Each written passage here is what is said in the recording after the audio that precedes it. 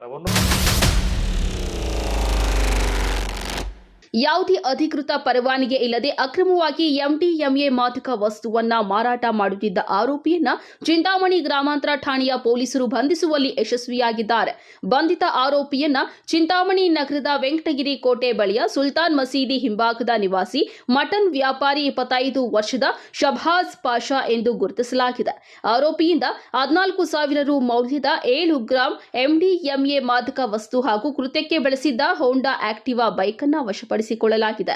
July 23ರಂದು ಬೆಳಗ್ಗೆ ಸುಮಾರು 11:30ರ ಸರಿಸುಮಾರಿಗೆ ಲಭಿಸಿದ ಖಚಿತ ಮಾಹಿತಿ ಆಧರಿಸಿ ಪೊಲೀಸರು ಚಿಂತಾಮಣಿ ತಾಲೂಕು ವ್ಯಾಪ್ತಿಯ ಸರ್ವೆ ನಂಬರ್ 52ರ ಜಮೀನಿನಲ್ಲಿ ಇದ್ದ ಹಳೆಯ ಶೆಡ್ ಬಳಿ ದಾಳಿ ನಡೆಸಿದ್ದಾರೆ.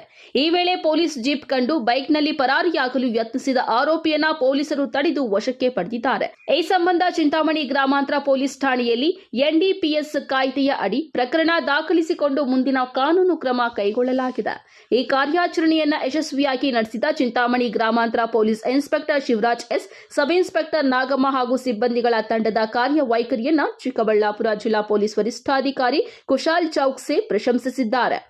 Assam Pasha, MMTV news, Chintamani.